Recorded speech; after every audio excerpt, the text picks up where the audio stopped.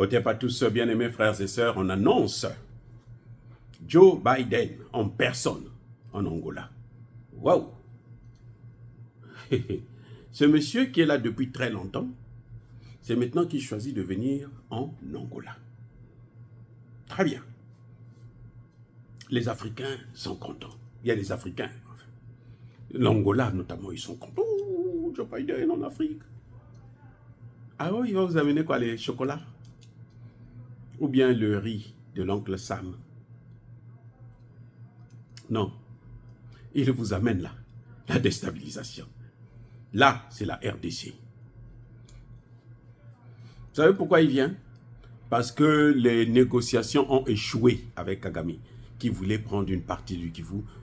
La ministre, Madame Wagner, Thérèse Wagner, a dit « Niet, je ne vous donne pas ça, je ne signe pas ». Tshisekedi, comme il est aux États-Unis, ou il va être aux États-Unis d'ici là, je ne sais pas si les Américains vont le convaincre qu'il va aller changer d'avis là-bas, mais les Congolais l'attendent au tournant. Bref,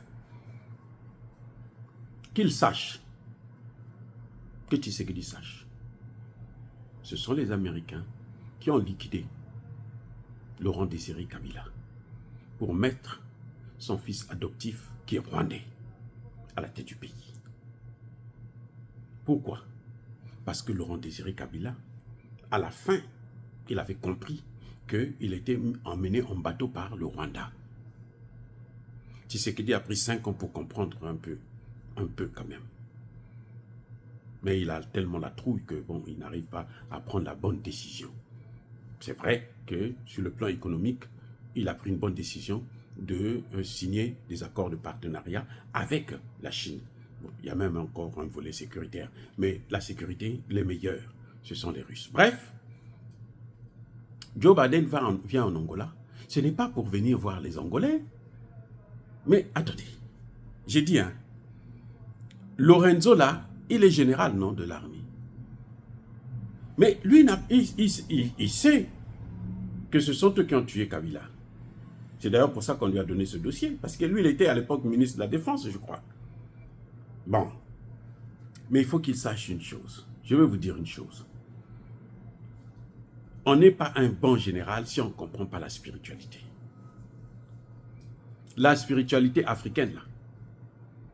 Quand Héraclite vous dit que toute chose porte la marque de son contraire, ce n'est pas lui qui a inventé ça. Parce que les Grecs, là, n'ont rien inventé. Ils ont tout volé chez nos ancêtres en Égypte ancienne. Quand nous on dit, nos ancêtres ont dit que toute chose porte la marque de son contraire, ça se vérifie jusqu'aujourd'hui. L'OTAN, le contraire de l'OTAN, c'était le pacte de Varsovie. Le pacte de Varsovie a disparu.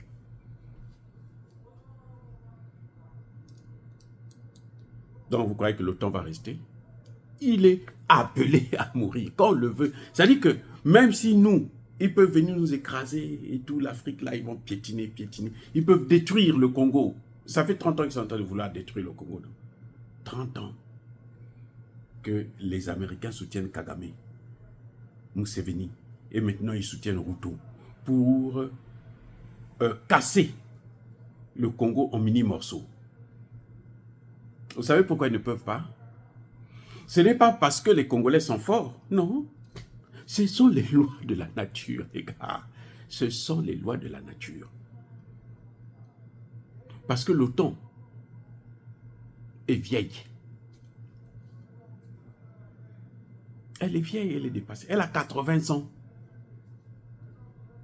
80 balais.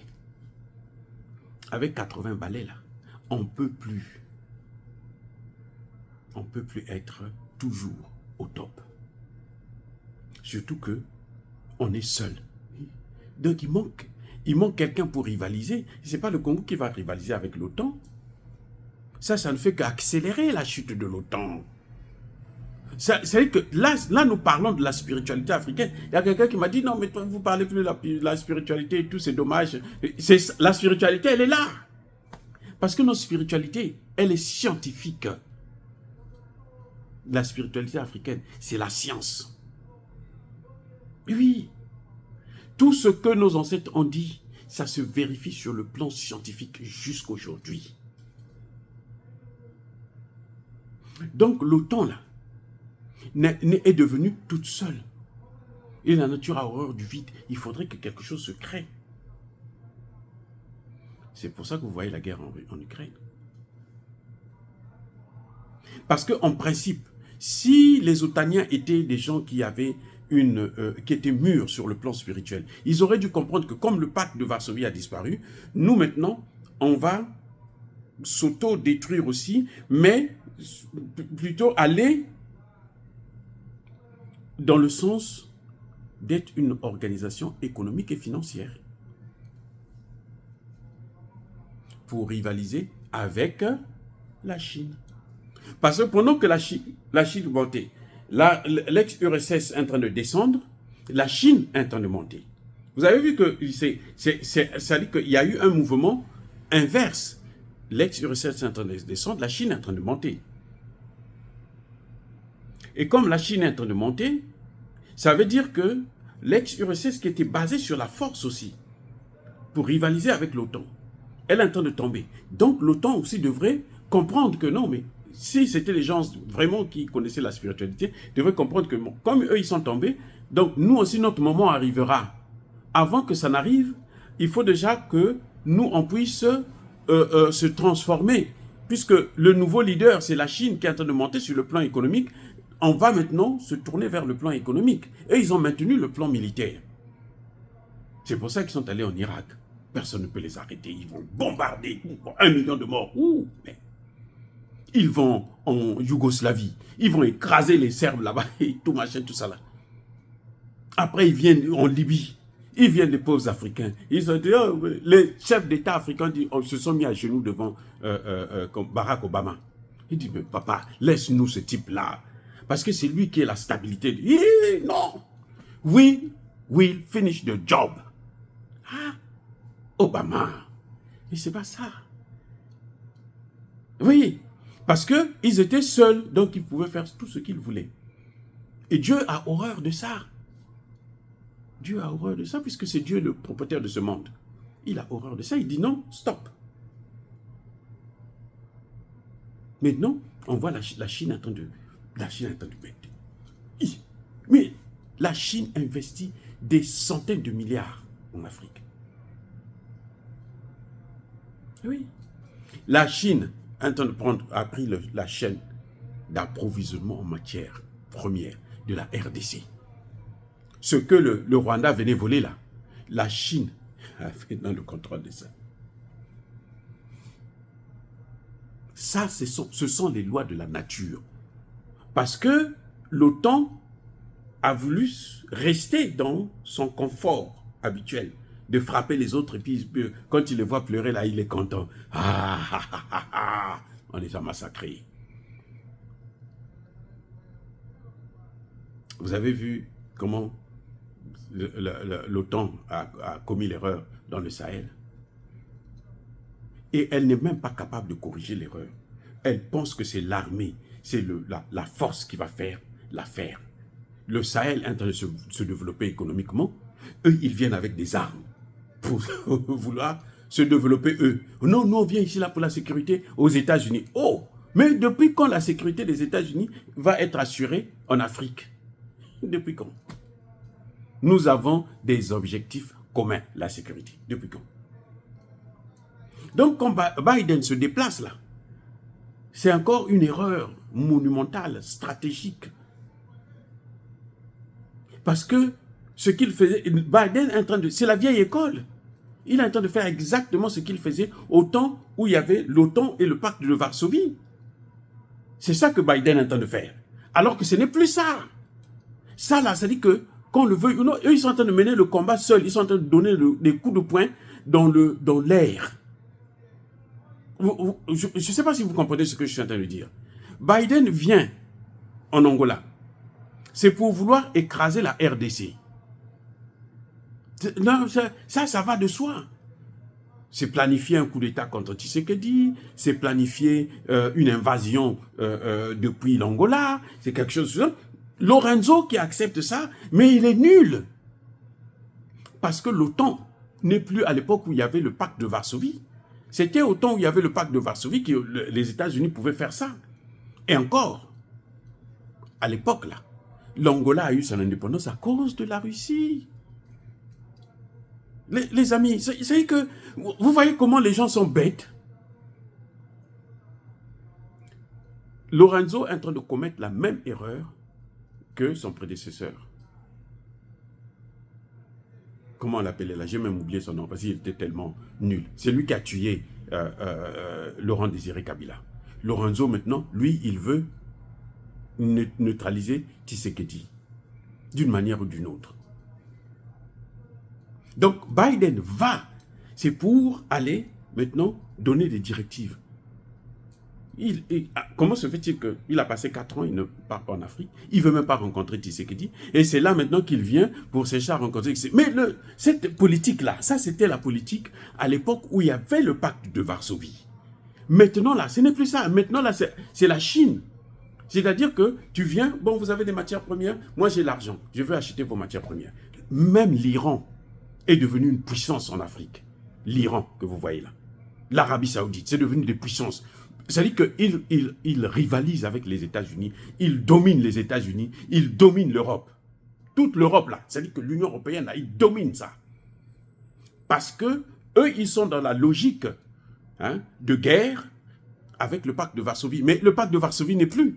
Donc, ils sont en train de faire la guerre, de donner des coups de poing dans le vide, pendant que les autres sont en train de travailler sur le plan économique.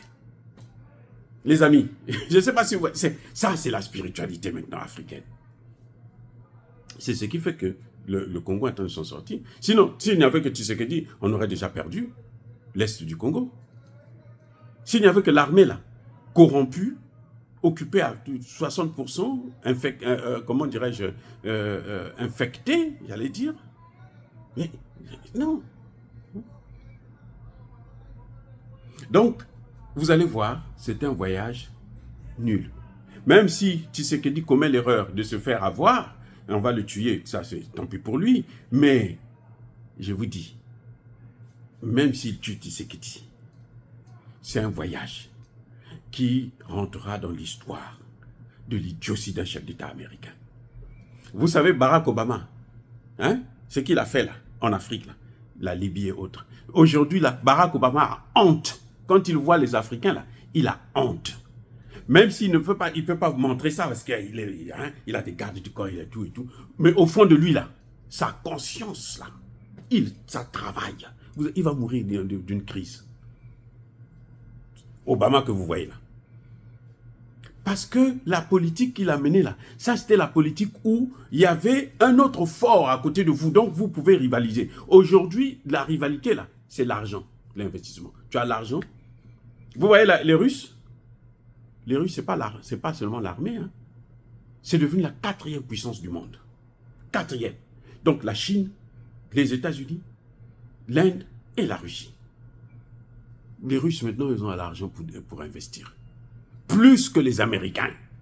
Regardez les Américains, le budget américain, il est de 800 milliards. Les Russes, c'est 50 milliards seulement. Mais en technologie, les Russes sont en avance.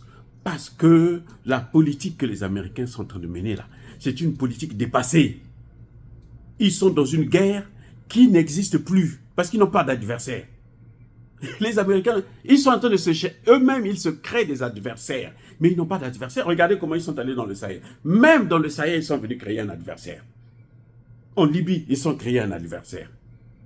Kadhafi a quoi avec les Américains? La démocratie? Mais regardez Macron, ce qu'il est en train de faire. Ce n'est pas la démocratie. Ça, c'est la démocratie, ça? Non. Donc, ils ont tapé à côté. Et vous allez voir, c'est un aller-retour. Mais alors, nul, ça ne rapportera rien. Vous allez voir d'ailleurs les Africains, là, surtout à l'époque, là, les chefs d'État devaient courir en Angola. Cette fois-ci, là, vous allez voir. Les chefs d'État qui vont partir, là, quand ils vont repartir chez eux, ils verront comment les problèmes vont s'abattre sur eux d'une manière incroyable. Ça, c'est la spiritualité africaine. Les amis, je vous dis, regardez bien ce qui est en train de venir. Là. il est en train de partir. Son target, c'est la RDC. Parce que Tshisekedi est allé en Chine. Ils ont signé des accords là-bas. Maintenant, il faut punir Tshisekedi. C'est clair, il faut le punir. Et puis, il faut trouver des moyens pour prendre ce qu'on a donné aux Chinois là par la force. Mais ce n'est plus la guerre qui existe aujourd'hui. Parce qu'ils n'ont qu'à investir dans d'autres pays. Regardez dans le Sahel, ils viennent, ils donnent 14 blindés au Niger ou je ne sais pas quoi. Les Nigériens disent non, nous on n'a pas besoin de vos blindés. Vous avez mis du poison à l'intérieur, comme ça nos soldats vont mourir. On ne veut pas de ça. Repartez avec. Nous on a besoin d'argent, des gens qui vont venir investir ici, créer des entreprises. Comme les Chinois qui sont venus mettre le pipeline, par exemple. Des Iraniens qui veulent acheter l'uranium. Eux, ils veulent prendre l'uranium gratuitement. Mais c'est fini. Ça, c'était à l'époque du pacte de Varsovie. Vous pouvez faire ça. Mais maintenant, c'est fini. Donc, vous voyez, en fait, l'OTAN n'a plus de rival. Et c'est ce qui est en train de créer son déclin. Elle est appelée à mourir. Ça, qu'on le fait ou non. Nous, on n'a pas besoin de se battre avec eux. Non, on ne veut pas. Ils n'ont qu'à se battre entre eux. Voilà. Oh, bien-aimés frères et sœurs, encore une fois de plus, soyez bénis. Soyez abondamment bénis par le Dieu des Kémites et par nos ancêtres angélisés. Mais que tous ceux qui persécutent le continent africain, le pillent et le déstabilisent, qu'ils soient noirs, blancs, chinois, arabes, juifs, indiens ou qui qu'ils soient punis, maudits, foudroyés, neutralisés, écrasés, effacés par le Dieu des Kémites et par nos ancêtres angélisés. Vive l'Afrique éternelle, j'ai dit et j'assume.